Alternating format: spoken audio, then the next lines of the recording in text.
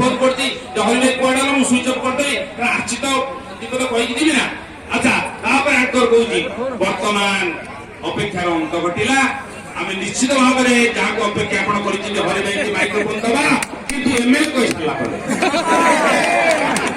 ଆଚ୍ଛା ମୁଁ ସେଠି ଶୋଇବି ଆଉ 15 ମିନିଟ୍ କଣ। ଆଚ୍ଛା ମନ୍ତ୍ରୀ କି ମୁଁ ଅନେଇଲା ବେଳକୁ ମନ୍ତ୍ରୀ ଆଉ ଆପଣ ମାନଙ୍କୁ ଅନେଇଛନ୍ତି ଆଉ ମତେ କାହାକୁ ଅନଉନାହାନ୍ତି। କଣ କରିବି ସୁଇଚ୍ ଅଫ୍ କରିଦେଇକି ଶୋଇଲି ସେ ଚେୟାର ଉପରେ। ତାପରେ ଆଙ୍କର ଦେଖ କେଡେ ବଦମାସ ଆଗେ କହିଲା ଏମପି କହିସାରିଲା ପରେ ତାପରେ କହିଲା ଏମଏଲଏ କର୍ପୋରେଟର କାଉନସିଲର ସମିଶକ ଲାଷ୍ଟକୁ ୱାର୍ଡ ମେମ୍ବର ଯାଇ ପଳେଇଲା। ଆଚ୍ଛା ୱାର୍ଡ ମତେ କହିଛନ୍ତି 7ଟା ଯେତେବେଳେ ହେଇଗଲା ଯେତେବେଳେ ରାତି 12ଟା ଗୋଟେ ସବୁ ସରିଗଲା ୱାର୍ଡ ମେମ୍ବର ସରିଗଲା ମାନେ ସରିଗଲା ଛିଡ଼ିଗଲା। ମୁଁ କହିଲି ଏବେ ତ ମୋ ପାଳି ପଡିଲା ମୁଁ କହିଲି ଆଉ ତାକୁ ଅପେକ୍ଷା କଲି କହିଲା ବର୍ତ୍ତମାନ ଅପେକ୍ଷାର ଅନ୍ତ ଘଟିଲା।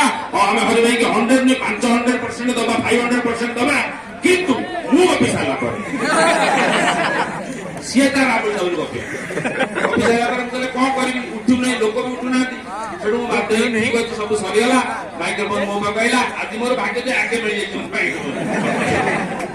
ଲାଷ୍ଟ ମିଳିଲା। ମୁଁ ସେତେବେଳେ ଲୋକଙ୍କୁ ଦେଖିଲି ଏବେ ଆପଣଙ୍କୁ ମୋଟା ଚାଙ୍ଗା ଅଛି ନାଥମାନ ଦେଖଉଛନ୍ତି ରାତି 1ଟା 2ଟା ବେଳେ କଣ ହବ ନା ହାଇ ମାରିଲେ ଲୋକ ମାନେ ମାନେ ପାଟିରୁ ଗଲା ଉର୍ଦ୍ଧ୍ୱ ବାୟୁ ଆଉ ଗୋଟେ କୋଉଠି ନିମ୍ନ ବାୟୁ। ଉର୍ଦ୍ଧ୍ୱ ବାୟୁ ମାନେ ହାଇ ଆଉ ନିମ୍ନ ବାୟୁଟା କହିବନି ମାନ୍ୟବର ମନ୍ତ୍ରୀ କହିଛନ୍ତି କହିହବନି। ତ ସେଇ ହିସାବରେ ଯେତେବେଳେ ହେଲା କହିବି ସେଠୁ ମୁଁ ଆରମ୍ଭ କଲି କଣ ଇଂଲିଶରେ କହିଲି